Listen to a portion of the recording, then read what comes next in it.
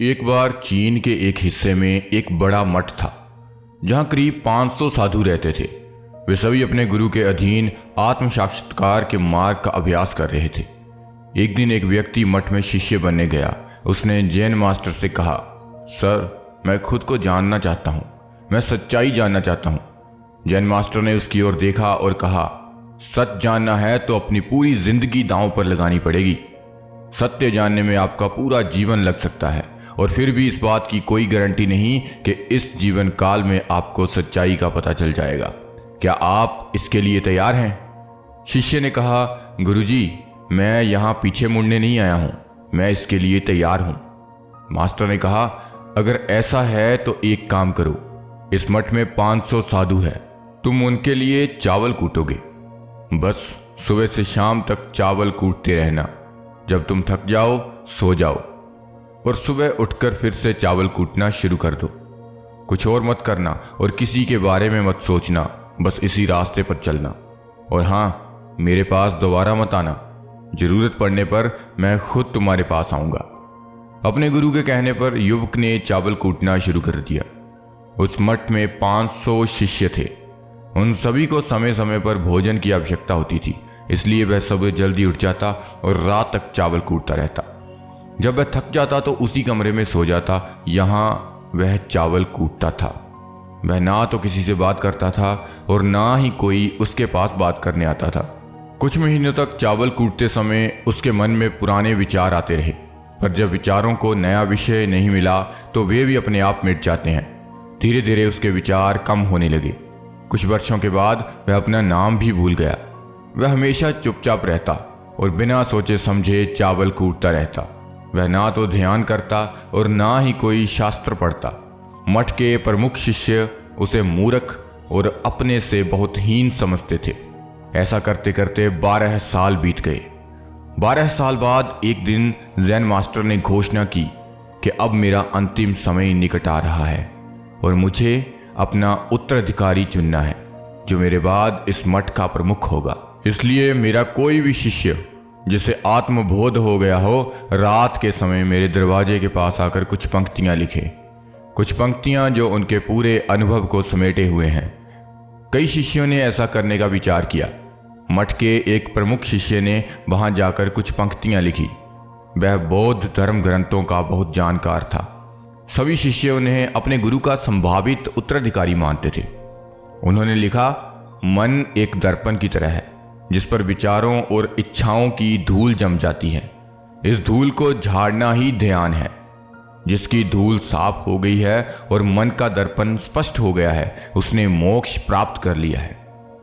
जब मास्टर जी सुबह उठे और इन पंक्तियों को देखा तो वे बहुत क्रोधित हुए और बोले, किस बेवकूफ ने मेरी दीवार पर यह सब कचरा लिखा है? मुख्य शिष्य चुप रहा। हालांकि उन्होंने जो पंक्तियां लिखी वे ज्ञान से भरी थी, लेकिन यह सब किताबी ज्ञान था। मुख्य शिष्य बहुत चतुर था। उन्होंने लाइनें लिखी लेकिन नीचे हस्ताक्षर नहीं किए, क्योंकि उन्हें खुद इस बात पर यकीन नहीं था कि यह सही है या नहीं, क्योंकि वह आत्मज्ञानी नहीं था। मास्टर जी ने उन पंक्तियों को पूरी तरह से खारिज कर दिया। ये देखकर सभी हैरान रह गए। यह घटना पूरे मठ में चर्चा का विषय बन गई।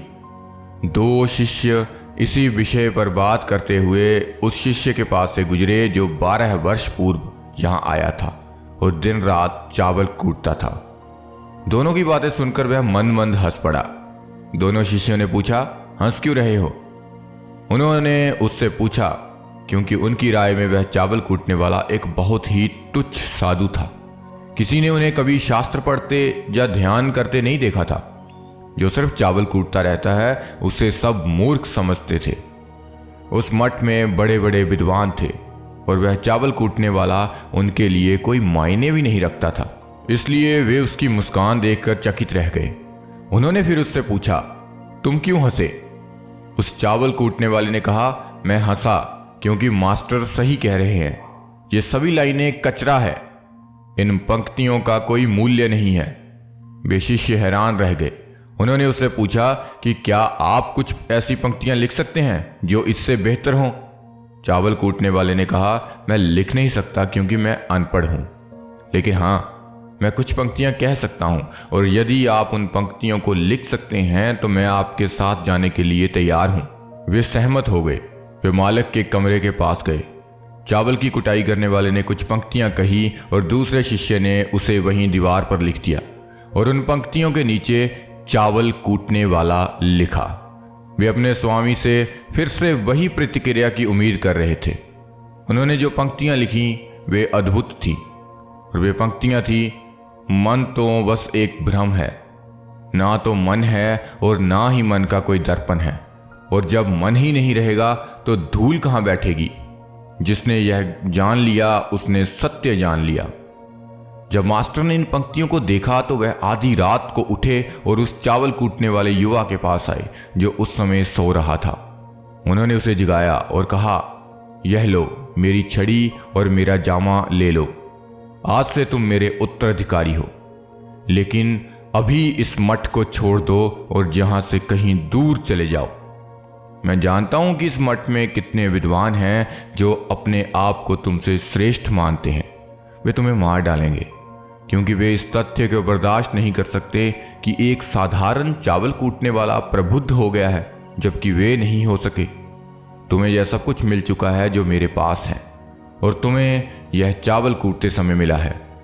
और मैं जानता हूं कि तुम जहां भी जाओगे लोग तुम्हारे पास आने लगेंगे, क्योंकि जब एक फूल खिलता है तो उसकी सुगंध चारों ओर फैलने लगती है।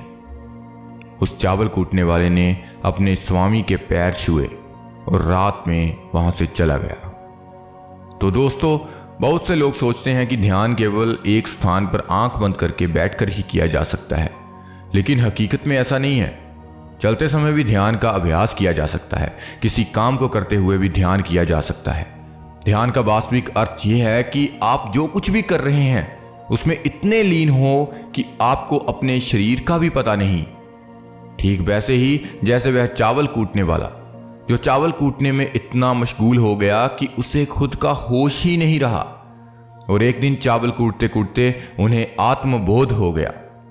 इसी तरह ज़ेन का अर्थ है हर समय वर्तमान क्षण में रहना और किसी भी चीज के बारे में ना सोचना, क्योंकि मन का अस्तित्व तब तक है जब तक विचार है। जब कोई विचार नहीं होगा तो मन भी लुप्त हो जाएगा, और जब मन नहीं होगा तभी तुम्हारा शुद्ध अपना आप बचेगा। वास्तव में हमें अपने वास्तविक स्वरूप को जानने के लिए किसी अन्य साधना की आवश्यकता नहीं। हम जो कुछ भी कर रहे हैं उसमें हमें बस पूरी तरह से खो जाने की जरूरत है। अपने काम में इतने मग्न हो जाओ कि तुम्हारा काम ध्यान बन जाए।